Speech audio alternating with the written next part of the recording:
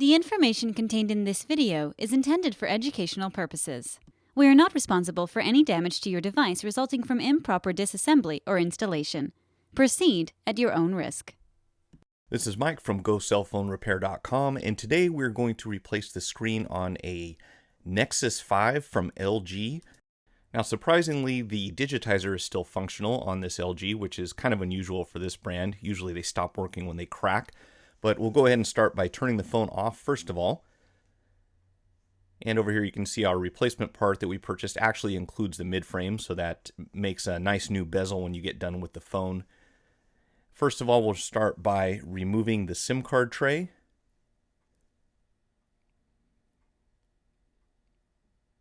And then I'm going to tape off the front here. You might want to do the same thing if your glass is shattered. That kind of reduces the amount of mess that you're going to have and the chances of getting a shard of glass stuck in your fingers, which is never fun to get out. On the back side of the phone, you can pry the rear panel off. Just work your way around the edges with a very thin pry tool. I've got a light gauge guitar pick here that I'm using, and as usual, never go very deep. There are some components on the inside that you can damage, so I'm just going right under the edge, and you'll kind of hear a popping noise as you work your way around. And this one gets a little hung up at the top, so you just have to take your time, be patient. Do not force the panel off because you don't want to crack it, but if you just work at it, eventually this will remove completely from the housing.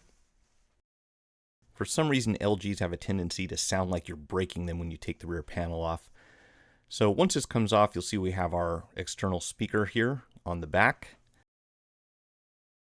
As soon as you get the rear panel removed from your phone, I would recommend that you install it on the replacement part that you buy.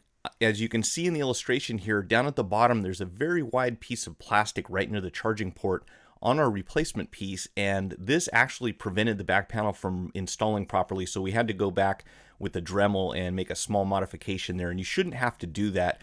If you buy from one of our suppliers, this should not be an issue, but again, as soon as you get the back panel off, I would recommend you double check this and make sure you don't have this issue. If you do, you want to swap it out with another unit so you don't have to cut anything off of the bottom there. So we've got a bunch of screws here on the back that we need to take out from the charging port area and from the panel at the top here. The battery terminal is actually underneath that top panel, so that has to come off before we can disconnect it. So we'll go ahead and magnetize our driver. It makes things a lot easier when you're taking these out. And do make sure that you don't miss any screws. If you start prying on these panels, they're pretty thin, so it's easy to crack them if you still have something holding it in place. The other interesting thing about this is that once you take the screws out, this bottom panel will almost just fall out of the phone. You would kind of expect that you'd have to pry, which is what I started to do. And that wasn't really necessary. It literally just kind of lifts off, and it tends to feel a little strange when you put them back together. It's as if they don't clip into anything. They just kind of sit there, so you kind of get a spongy effect when you're pushing down on it.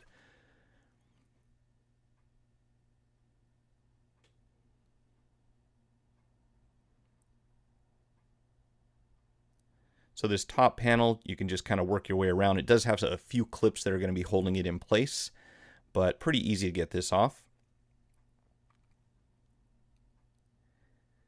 And then, of course, first thing we're going to do is go ahead and start disconnecting all of our cables, starting with the battery terminal itself.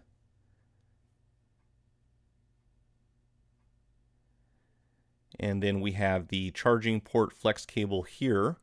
Down at the bottom, you have the display cable, which actually plugs into the charging port flex, and then in turn that plugs into the logic board, which is a very different design. We've got a couple antenna wires that we need to disconnect also.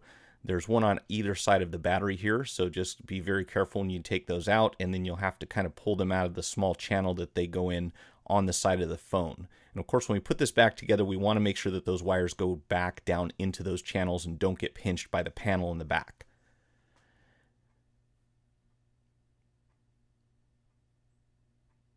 Now I'm going to go ahead and remove the battery first. With most LGs, there's quite a bit of adhesive underneath them. These guys and Sony, I want to say, probably put the most glue underneath. Nokia's pretty bad about this too. They put tons and tons of adhesive. So you want to use something that is not a sharp object. I would recommend against using something like an iSesamo in this situation. It's very easy to puncture this battery if you're not careful. So you want to make sure that you're getting underneath it completely. And again, this larger triangular pry tool works pretty well here.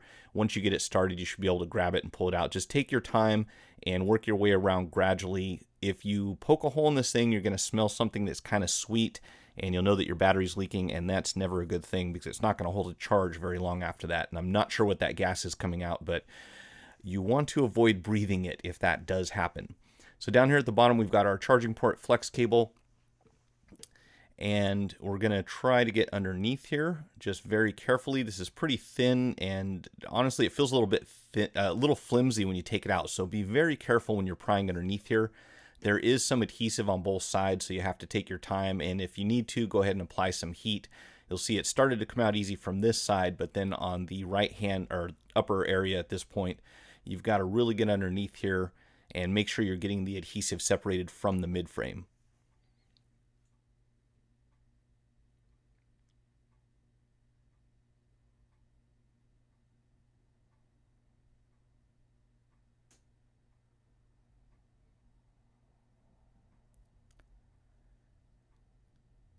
So there we have our charging port and part of the antenna system. Go ahead and set that aside for now. Down here at the bottom, we're going to make sure that we transfer all of the hardware, including this little rubber boot. So your microphone will typically have a small piece that you'll see here in just a second, and this will allow the sound entering the phone to reach the microphone. If you do not transfer this over, people are not going to be able to hear you talking unless you yell really, really loud. So make sure that you don't leave any of these gaskets behind.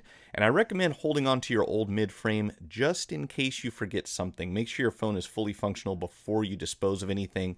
And of course, you want to use the appropriate recycling drop-off point to send this stuff back. Now, what I'm going to do is try to get this metallic tape off of the old flex cable from the display.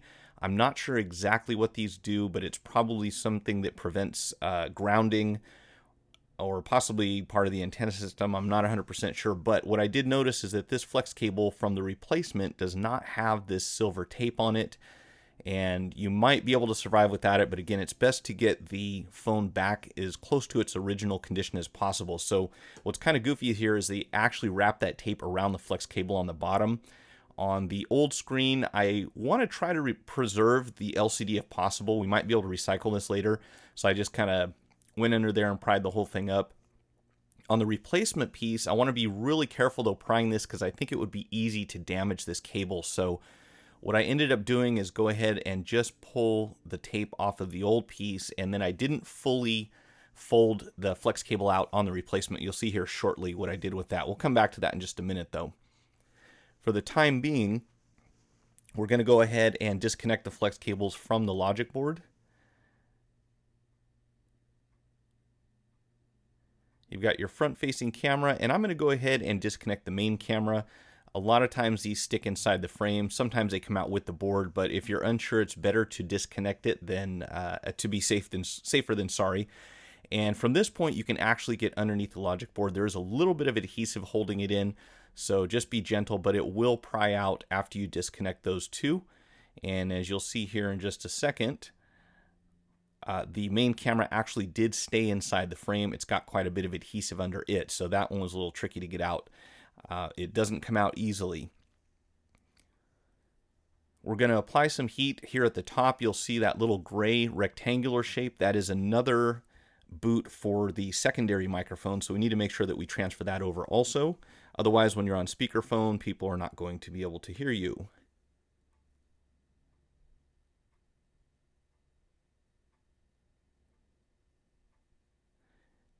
Next, we're going to remove the headset jack. This comes out pretty easy, and I like the fact that there are no wires attached to this. It makes it very easy to replace. Of course, take out any of the wax paper that's inside here on your adhesive so that this will stick in place, and you'll probably need a pair of tweezers to get in here and remove that.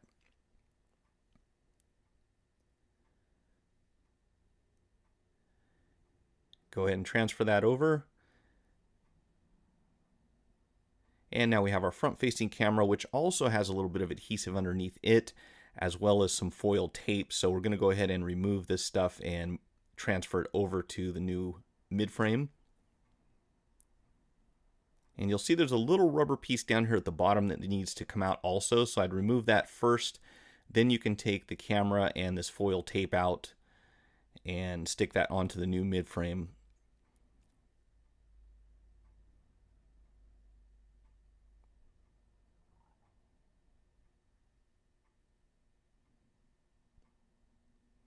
And here I tried to go in with a pick, but didn't really have enough room to get inside, so I took a thin pry tool. This is a 0.73 millimeter, I believe, and I was kind of able to move it around a little bit to the point where it finally came out. And make sure you don't have anything blocking that window before you put the camera in. And then I'm going to go ahead and replace this tape. Again, I'm not sure that this is crucial, but it's better to be safe than sorry. And this is probably to prevent some type of grounding. I'm convinced that this rubber piece does have to go inside here. You could probably have some problems if you don't install that. And then we've got some adhesive here that's going to hold our speaker in place. There are actually a couple things that we need to do. The speaker has a small plastic housing underneath it that has to be removed as well. And you'll see that here in just a moment.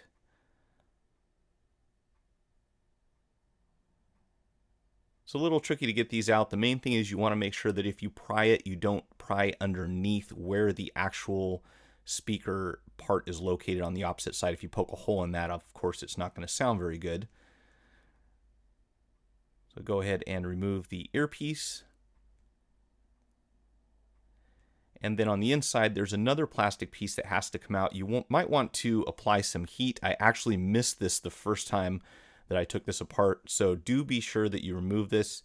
Again, it might be a little tricky, and at first it didn't feel like it wanted to come out, so it might take a little bit of effort, but you need to make sure that this goes into the replacement, otherwise your earpiece speaker will not function.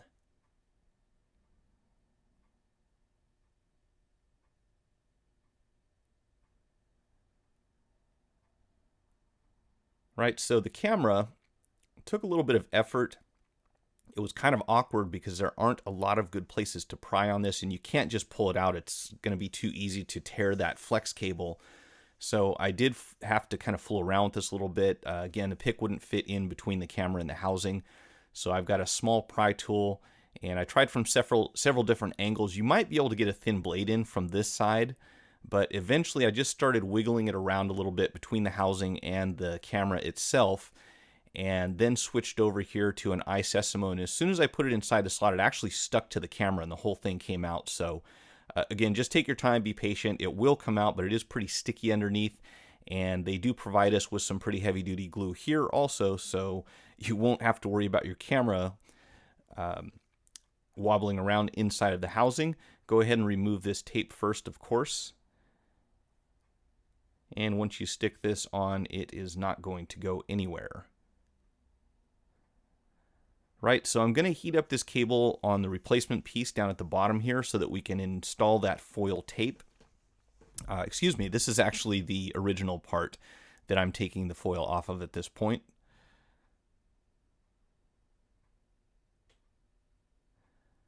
You can see they really just wrap this around in two different places, so it's kind of a headache to get it off, but I was able to remove it without tearing anything. Of course, straightening that out is always going to be fun. So this is our new piece. And I think the main concern here is going to be covering up the back of this flex cable because you have that big metal panel there, and that's always a potential grounding issue. So we'll go ahead and cover this, and then as I mentioned earlier, I didn't actually fold this whole thing down like I did on the original. I didn't want to put a lot of stress on that cable, but I was able to open this up enough so that I can kind of tuck that tape underneath.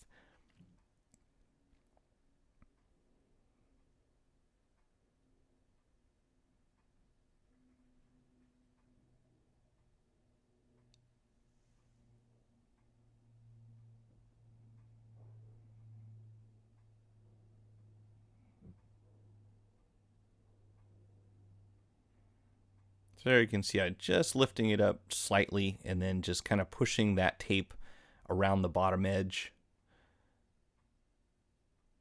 Just be very careful when you do this. You want to make sure you don't tear that. If you do, you're not going to have a functional display.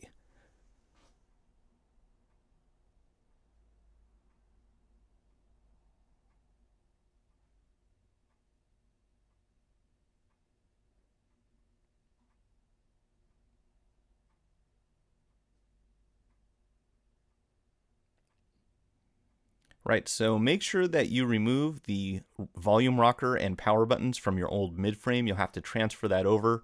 There's only one direction these will go in, so it's pretty easy to tell which way that is, but if they don't fit right, you will want to flip it around the opposite way. The power button itself actually has a small rubber loop on it that's going to go over a peg inside the frame. So again, pretty easy to tell where this goes. Just make sure that they seat into the frame properly, and then when you install the board, be sure that it is clicking once you have it inside.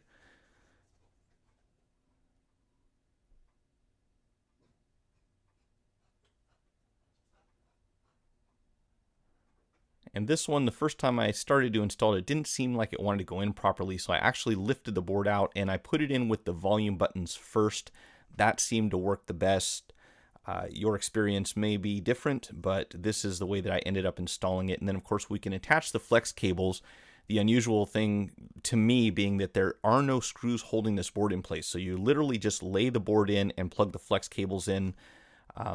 Typical of LG, though, they have quite a few parts that fit like that. You just set them there and that's it. And whatever you put on top of it is going to hold it together. You can go ahead and install the battery. There should be some new adhesive that comes with it. And of course, we're going to make that the last thing that we plug in. We've got our charging port assembly down here, or charging port flex cable, that we're going to put inside and make sure everything lines up properly as far as the port and the microphone.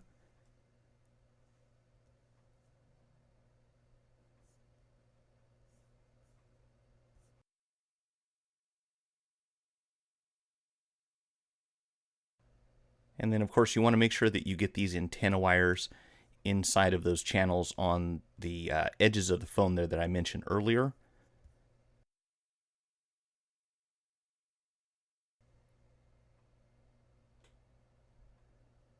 And these can be a little tricky to plug in, so be very careful when you're attaching them. They are made out of a very soft material, and so is the connector on the board. So if you force these on, you can easily damage them. And if you damage the board, it's going to require replacement.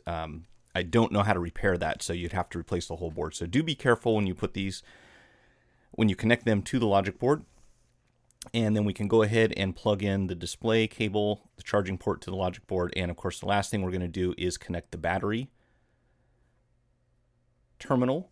We've got this top piece with quite a few screws to go in. And then of course, the one on the bottom, again, just doesn't really feel like it seats properly. It seems like it would clip into place, but it doesn't. That's LG for you sometimes. They do it that way. Not sure why. But from here, we can go ahead and put the screws in.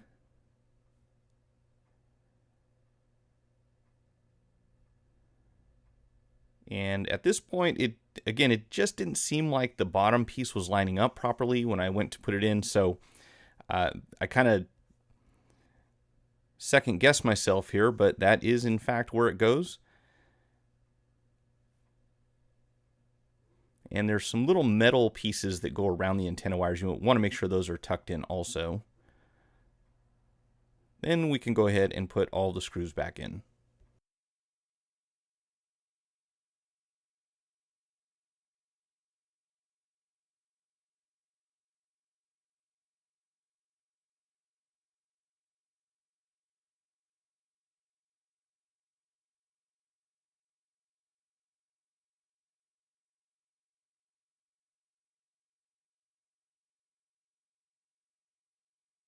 All right, put your back panel in place. You want to work your way around the edges, make sure everything snaps in properly. Like I said, I had to make a modification on this one because the bottom just didn't seem like it wanted to close all the way, but yours should be fine.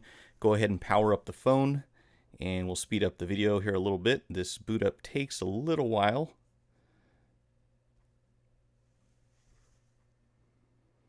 And then, of course, we'll go ahead and check the functionality, make sure everything is working, including the proximity sensor, speakers, mics, and so on. And there you have it.